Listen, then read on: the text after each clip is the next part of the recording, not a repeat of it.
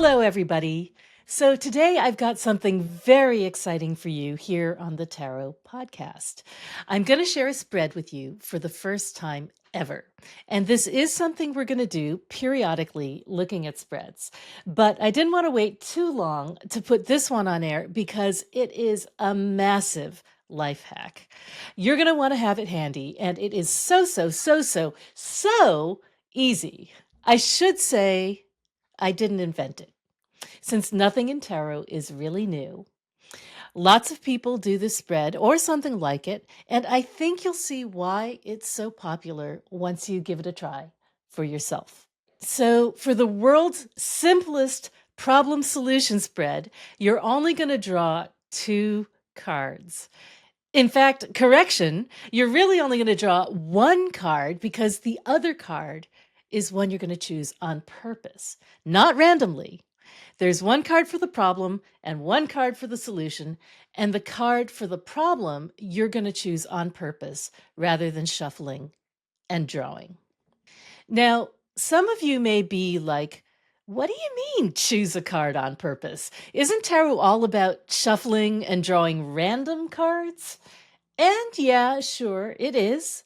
But tarot is also a language. And a language isn't just for finding out what we don't know, it's also about expressing what we do know, right? In this case, the thing you know is that you have a problem. And you're going to use the language of tarot to describe your problem. And then tarot will talk back in the same language to help you solve it. It's just like when you're in another country and you have the problem of needing to use the bathroom. So you say, ¿Dónde está el baño? Or you say, ¿Où sont les toilettes? Or you say, Waar is de wc? And some nice person helps you with your problem and everybody's happy. So, number 1, how do you choose a card to represent the problem?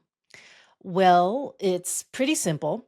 You just look through the deck till you find a card that looks a little bit like what you're feeling or what you're going through. It doesn't have to be exact, it just needs to capture some aspect of your experience. Let me give you some examples.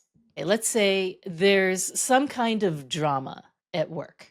People are agitated, no one is cooperating, everybody has their own idea of how to fix this situation. You could call this the 5 of Wands. You see how everybody's got their own agenda in this card?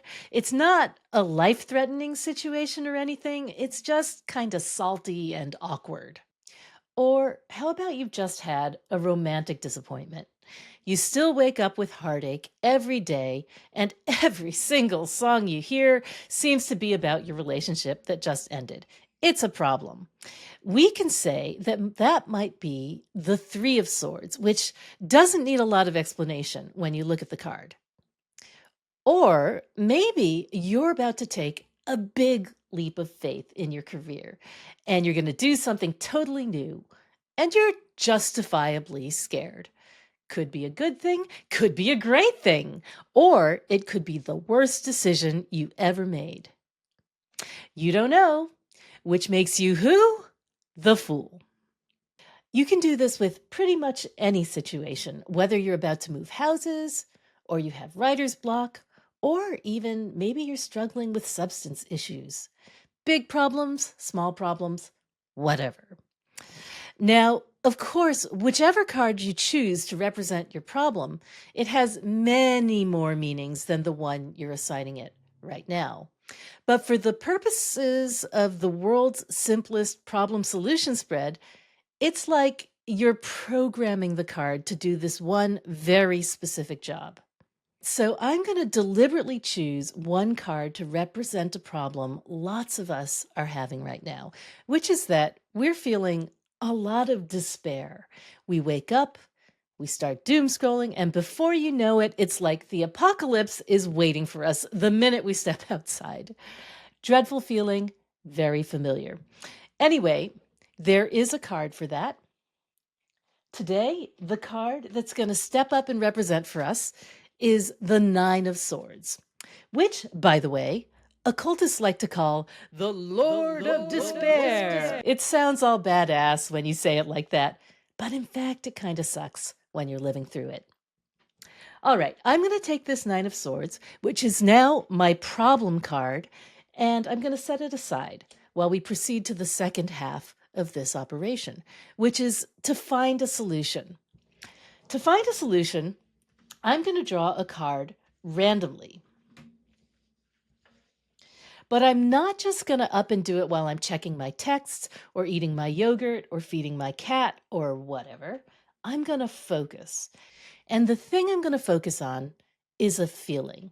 This is something I always do in readings, whether I'm reading for myself or for somebody else. The theory here is that by engaging with that emotion, the thing that is driving the question, we're setting up like a metaphorical magnetic field that draws the card to us. Your feelings are a magnet. And the other thing that focusing on your feelings does is that it eliminates that thing you do when you're drawing a card and you're second guessing yourself. Like, maybe I should have chosen the card to the left, or maybe that other one that I was gonna choose, but I didn't. I wasn't really concentrating, so maybe I got the wrong card. All that kind of ridiculous BS that we do that makes it hard for us to just draw the card. When you're busy feeling your feels, you can't be bothered with your usual self sabotaging babble, and that is a good thing. So, when you're doing tarot, feel your feelings. Right now, while I'm shuffling, I'm going to allow myself to dial into that feeling of dread, which is so familiar. I'm looking at my phone. I'm reading about the last unbelievably outrageous thing that is going on in DC. I'm thinking about the latest climate disaster. I'm thinking about the epidemic of mental illness that's affecting my friends and family. I'm spiraling. Okay, we're there. That is enough. Now, while I'm shuffling, I'm going to do something radical. I'm going to start imagining what it would be like to feel hopeful again. I'm going to imagine what it's like to think that tomorrow might be better than today. I'm going to imagine that everything's going to be all right, better than all right. In fact, things are so good, I am genuinely glad to be alive. Now, this might be difficult to do if you don't have much practice doing it.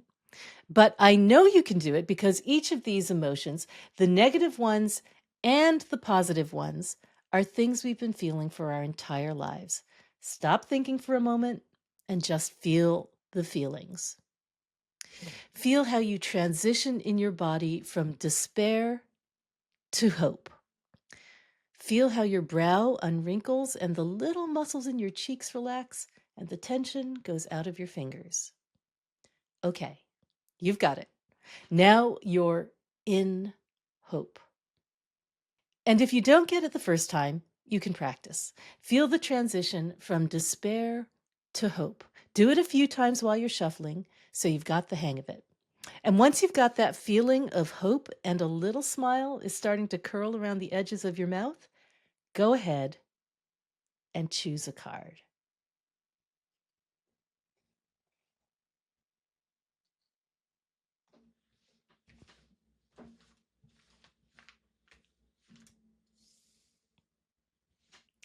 All right, let's see what I got. And remember, it's impossible to get the wrong card. Okay, I got the Three of Pentacles. Now it's time to start interpreting. The first thing I see is that the figure in the Nine of Swords is alone with their hands over their face, in bed, at night. Whereas in the Three of Pentacles, we see people who are together during the daytime and they're actually doing something, not just doom scrolling on their phones. The contrast is really stark. So, the really obvious conclusion here is that in order to combat my anxiety about the state of the world, I need to see people in person. Maybe we're working on something, or maybe we're just being together. Also interesting to me is that the black background in the Nine of Swords, which is so striking, it's still there in the Three of Pentacles, but it's not dominating the scene anymore. People are building something and creating something meaningful where before there were only shadows. There's more that I could add, for example, about the fact that swords are related to the element of air and the intellect, and pentacles are related to the element of earth and practical things. I could reflect upon the way that the number 9 happens just about at the end of things, whereas the 3 puts us at an earlier stage of a process. And maybe that has something to say about a worldview that assumes that things are in their end game rather than being a work in progress. But all of that just reinforces the message I got the minute I saw these cards, which is that I gotta get out of the house and see my friends. Now, you might be saying, what do I do if I do this reading and I don't get the Three of Pentacles? What if I get something gnarly like the Ten of Swords or the Tower? Well, first of all, don't freak out. Remember, you are drawing this card to represent what hope looks like. So, no matter what card you got, you are contractually obligated to interpret it in a hopeful manner. Maybe the Tower is revolution. Maybe it's somebody getting what they deserve, finally. Maybe the Ten of Swords is like, we've come to the logical conclusion of an awful trajectory and things can only get better. The job here is to find something hopeful, anything. So crank your silver linings dial up to 12 and find something in the card that supports that. In this case, folks, Delulu is the Salulu. And this is why I love two-card spreads. They're incredibly simple, but they force you to pay attention to the differences between the cards. So even if you don't know a lot of meanings for each card, you can see the ways they're different from each other. I didn't have to do a whole bunch of astrology or a Kabbalah or whatever to milk the meanings out of these images.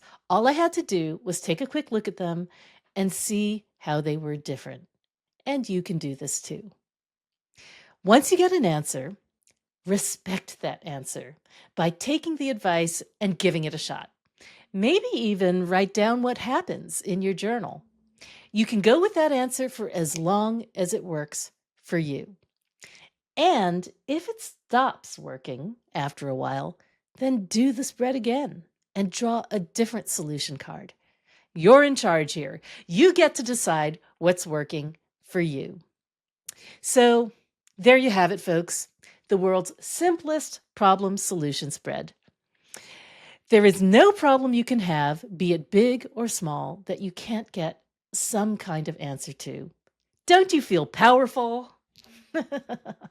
So give it a try. Name your problem, find a card that represents it, and then randomly draw a solution. Remember, no matter what the card is, you have to interpret it in a way that's constructive, even if that means getting a little bit creative. If you're trying a solution and it doesn't get you towards that feeling of hope and well-being that you connected with in the beginning of this exercise, then see if you can find another way to interpret the card that works better. Because remember, the cards are always right. Only the interpretation or the interpreter can be wrong. Let me know how it goes. You can share your problem solution spreads with me on the Tarot Podcast Discord server, which is available to every Patreon member from the lowest level of support to the highest. I love chatting with you guys on there, so please come on board. You can also reach me through the contact form at thetarotpodcast.com. That's our episode for this week. Until next time, keep shuffling and don't be afraid to see what's in the cards for you.